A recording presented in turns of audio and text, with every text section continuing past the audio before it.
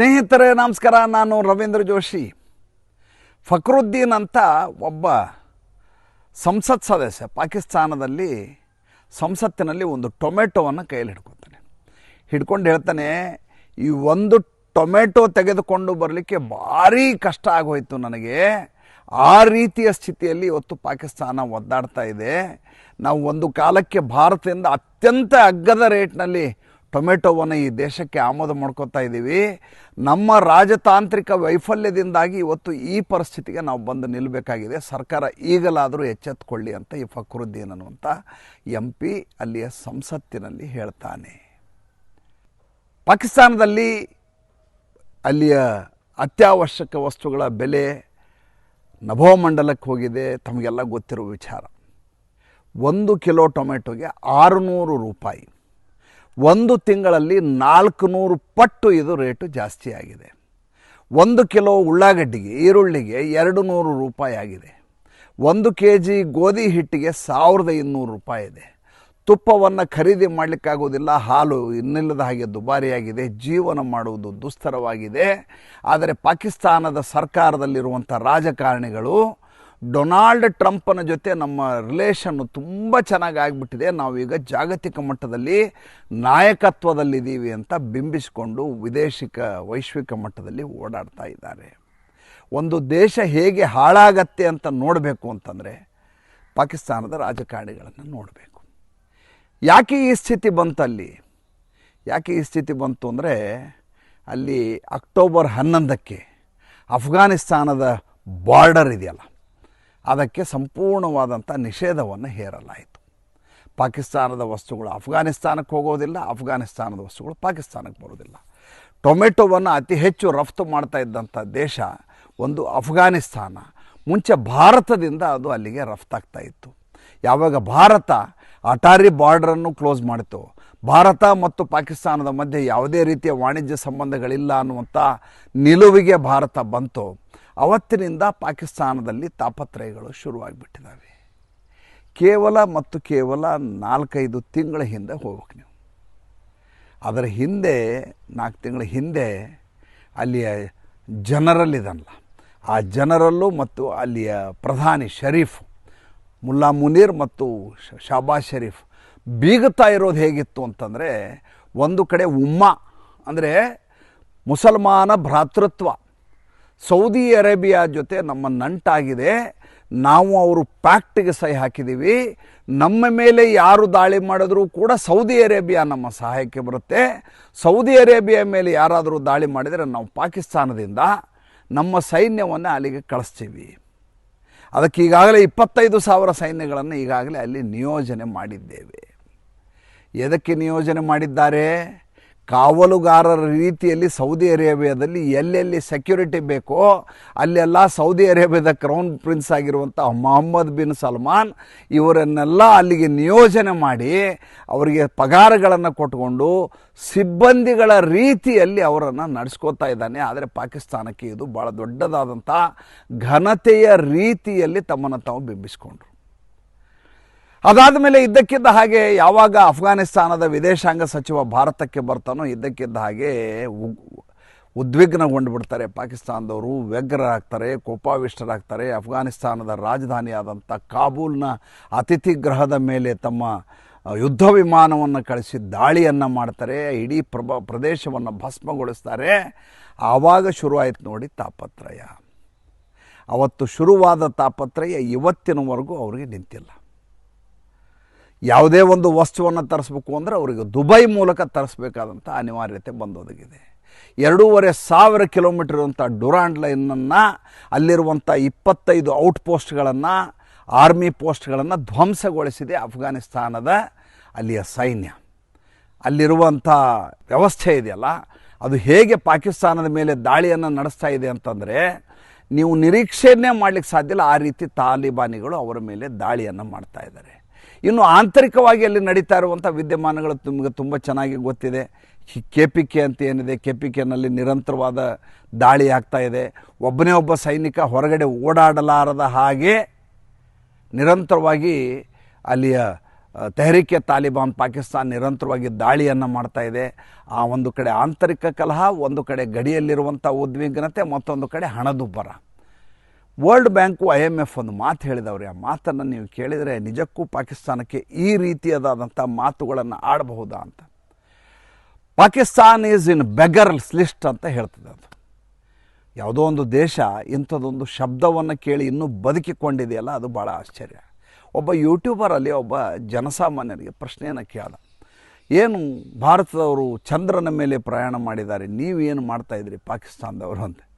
ಆತ ನಗ್ತಾನೆ, ಭಾರತದವ್ರಿಗೆ ಮಾಡಲಿಕ್ಕೆ ಬೇರೆ ಕೆಲಸ ಇಲ್ಲ, ಅವ್ರಿಗೆ ದುಡ್ಡು ಜಾಸ್ತಿ ಆಗಿದೆ ಅವ್ರಿಗೆ, ಅದಕ್ಕೆ ಚಂದ್ರಯಾನ ಮಾಡಿ ಜಗತ್ತಿಗೆಲ್ಲ ಸಾರ್ತಾರೆ. ನೋಡಿ ನಮ್ಮಲ್ಲಿ ಅಂಥ ತಂತ್ರಜ್ಞಾನ ಇದೆ, ನಾವಿಲ್ಲಿಂದ ಚಂದ್ರನ ಮೇಲೆ ಹೋಗಿ ವಾಸ ಮಾಡುವಂಥ ವ್ಯವಸ್ಥೆಯನ್ನು ಮಾಡ್ತಾಯಿದ್ದೀವಿ, ಚಂದ್ರನ ಹೋಗುವಂಥ ತಂತ್ರಜ್ಞಾನವನ್ನು ನಾವು ರೂಪಿಸ್ಕೊಂಡಿದ್ದೀವಿ ಅಂತ ತಮಗೆ ತಾವು ಬಿಂಬಿಸ್ತಾ ಇದ್ದಾರೆ. ಪಾಕಿಸ್ತಾನದವ್ರಿಗೆ ಚಂದ್ರನ ಮೇಲೆ ಹೋಗೋ ಅಗತ್ಯನೇ ಇಲ್ಲ ಸ್ವಾಮಿ ಅಂತ.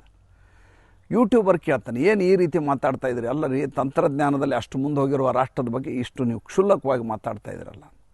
ಆತ ಹೇಳ್ತಾನೆ, ನೋಡಿ ಸ್ವಾಮಿ, ಚಂದ್ರನಲ್ಲಿ ನೀರಿಲ್ಲ, ಚಂದ್ರನಲ್ಲಿ ಗೋಧಿ ಹಿಟ್ಟಿಲ್ಲ, ಚಂದ್ರನಲ್ಲಿ ಟೊಮೆಟೊ ಇಲ್ಲ, ಉಳ್ಳಾಗಡ್ಡಿ ಇಲ್ಲ, ಚಂದ್ರನ ಹತ್ರ ತುಪ್ಪ ಇಲ್ಲ, ಹಾಲಿಲ್ಲ, ಚಂದ್ರನ ಹತ್ರ ನೀರಿಲ್ಲ.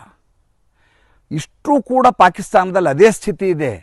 ಯಾವುದು ಚಂದ್ರನಲ್ಲಿಲ್ಲವೋ ಅದೆಲ್ಲವೂ ಪಾಕಿಸ್ತಾನದಲ್ಲಿಲ್ಲ.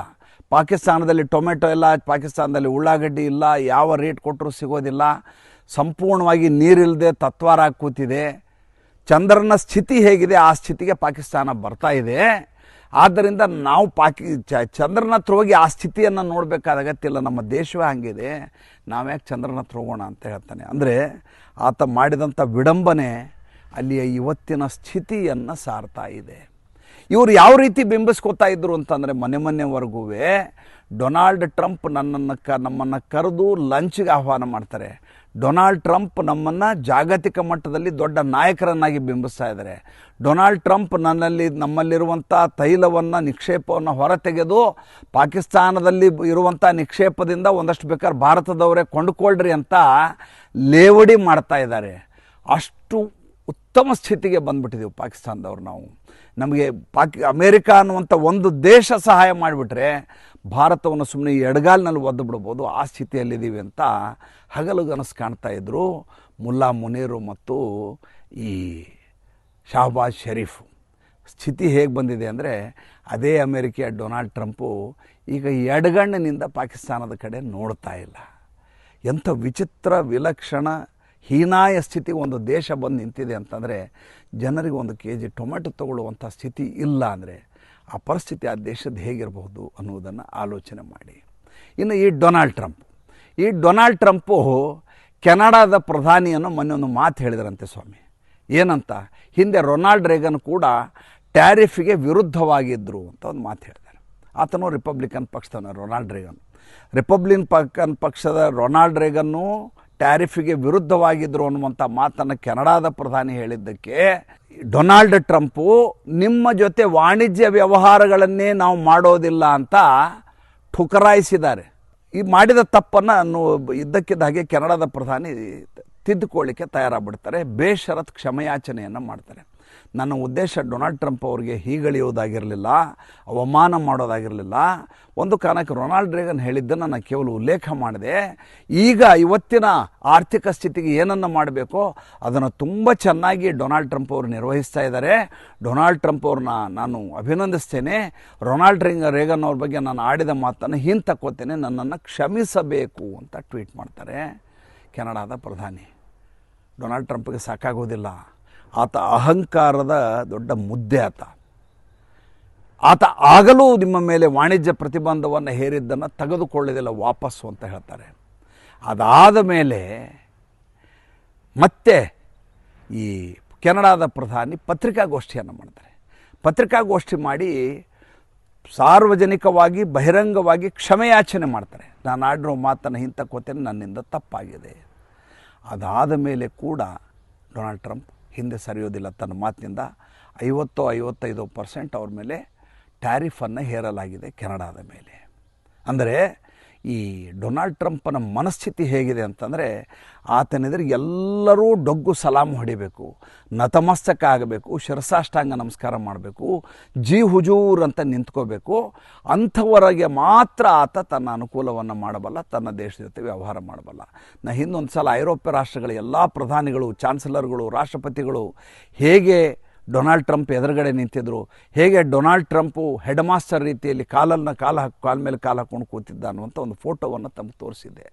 ಆತನಿಗಿರುವ ಬೇಸರ ಒಂದೇ, ಏನಪ್ಪ ಅಂತಂದರೆ ಇದನ್ನು ನರೇಂದ್ರ ಮೋದಿ ಮಾಡಲ್ವಲ್ಲ. ನರೇಂದ್ರ ಮೋದಿ ಈ ರೀತಿ ಡಗ್ಗು ಸಲಾಮ್ ಹೊಡೆಯೋದಿಲ್ಲ, ನರೇಂದ್ರ ಮೋದಿ ನತಮಸ್ತಕರಾಗುವುದಿಲ್ಲ, ಶಿರಸಾಷ್ಟಾಂಗ ನಮಸ್ಕಾರ ಮಾಡೋದಿಲ್ಲ. ಈತನನ್ನು ಹೇಗೆ ಮಣಿಸುವುದು ಅಂತ ಆತನಿಗೆ ಅರ್ಥವೇ ಆಗ್ತಾಯಿಲ್ಲ. ಈ ಮಧ್ಯೆ JD ವ್ಯಾನ್ಸ್ನ ಒಂದು ಮಾತು ನನಗೆ ಭಾಳ ಇಷ್ಟ ಆಯಿತು. ಆತನ ಪತ್ನಿ Usha JD wands. Usha JD ವ್ಯಾನ್ಸ್ಗೆ ಮತಾಂತರ ಆಗುವಂತ ನಾನು ಯಾವತ್ತೂ ಕೇಳೋದಿಲ್ಲ. ಆಕೆ ಹಿಂದೂ ಧರ್ಮವನ್ನು ಮುಂದುವರಿಸ್ಕೊಂಡು ಹೋಗೋದಕ್ಕೆ ನಮ್ಮ ಯಾವ ಅಭ್ಯಂತರವೂ ಇಲ್ಲ. ಆಕೆ ತನ್ನ ಧರ್ಮವನ್ನು ಪಾಲಿಸಬಹುದು. ನನಗೆ ಹೇಗೆ ಬೇಕೋ ಹಾಗೆ ಬದುಕ್ತೀನಿ ಅನ್ನುವಂಥ ಮಾತನ್ನು JD ವ್ಯಾನ್ಸ್, ಅಲ್ಲಿಯ ಉಪರಾಷ್ಟ್ರಪತಿ ಹೇಳಿರುವ ಮಾತು. ನಮ್ಮಲ್ಲಿರುವಂಥ ಸಾಬ್ರಿಗೆ ಮಾತನ್ನು ಹೇಳಬೇಕು. ಅವ್ರಿಗೆ ಹಿಂದೂಗಳೆಲ್ಲರೂ ಕಾಫಿರ್ಗಳು ಕಾಣಿಸ್ತಾರೆ, ಯಹೂದಿಗಳೆಲ್ಲ ಕಾಫಿರ್ಗಳು ಕಾಣಿಸ್ತಾರೆ. ಎಲ್ಲರೂ ಮುಸಲ್ಮಾನರಾಗಿ ಬಿಡಬೇಕು, ಎಲ್ಲರೂ ವಿಗ್ರಹ ಪೂಜೆ ಬಿಟ್ಬಿಡಬೇಕು, ಎಲ್ಲರೂ ಅಲ್ಲಾಹ್ ಅಕ್ಬರ್ ಅನ್ನಬೇಕು ಅಂತ ಅವರು ಆಶಿಸ್ತಾರೆ. ಯಾರಾದರೂ ತಾವು ಮದುವೆ ಹಾಕ್ಕೊಳ್ಳೋದಾದರೆ ಅಥವಾ ಪತಾಂತರ ಮಾಡಬೇಕು ಅಂತಂದರೆ ಅವರು ಮೊದಲು ಶಾದಿ ಮಾಡ್ಕೋಬೇಕು, ವಿವಾಹವನ್ನು ಮಾಡ್ಕೊಳ್ಳೋದಲ್ಲ. ಶಾದಿನೂ ಮಾಡ್ಕೊಳ್ಳೋದಲ್ಲದೆ ಇವರು ಹೇಳಿದ ಇವರ ಧರ್ಮದ ಪ್ರಕಾರ ನಡ್ಕೋಬೇಕು. ಅಂಥವ್ರು ಮಾತ್ರ ತಮ್ಮ ಜೊತೆ ಇರಲಿಕ್ಕೆ ಅರ್ಹರು ಅಂತ ಭಾವಿಸ್ತಾರೆ. ಇದರ ಮಧ್ಯೆ ತುಳಸಿ ಗಬಾಡ್, ಅಲ್ಲಿ ಇಂಟೆಲಿಜೆನ್ಸ್ ಡೈರೆಕ್ಟರ್ ಒಂದು ಮಾತು ಹೇಳಿದ್ದಾರೆ. ಅದು ಇವತ್ತು ಎಲ್ಲರೂ ಗಮನಿಸಬೇಕಾದ ವಿಚಾರ. ನಾವು ಅಮೇರಿಕನ್ನರು ನಿರಂತರವಾಗಿ ಎಲ್ಲ ದೇಶದ ಆಂತರಿಕ ವಿಚಾರಗಳಲ್ಲಿ ಮೂಗು ತೋರಿಸುವವರು ಆಗಿದ್ವಿ. ನಾವು ರೆಜಿಮ್ ಚೇಂಜಲ್ಲಿ ತುಂಬ ಎಕ್ಸ್ಪರ್ಟ್ಗಳು, ನಾವು ತಜ್ಞರು ನಾವು. ಆದರೆ ಈಗ ನಾವು ಇನ್ನು ಮುಂದೆ ರೆಜಿಮ್ ಚೇಂಜ್ ಬಗ್ಗೆ ಆಲೋಚನೆ ಮಾಡೋದಿಲ್ಲ. ಬೇರೆ ದೇಶದ ಸರ್ಕಾರವನ್ನು ಪಲ್ಟಿ ಹೊಡೆಸೋದ್ರಲ್ಲಿ ನಾವು ಈಗ ಆಸಕ್ತಿಯನ್ನು ಹೊಂದಿಲ್ಲ ಅಂತ ಈಕೆ ಹೇಳಿದರೆ ಡೊನಾಲ್ಡ್ ಟ್ರಂಪ್ ಕೇಳಬೇಕಲ್ರಿ. ಆತನಂಥ ಹಠಮಾರಿ, ಆತನಂಥ ಹುಂಬ, ಆತನಂಥ ಹುಚ್ಚ, ಆತನಂಥ ಅಹಂಕಾರಿ, ಆತನಂಥ ದುರಹಂಕಾರಿ ಇನ್ನೊಬ್ಬರು ಯಾರಿದ್ದಾರೆ ಹೇಳಿ.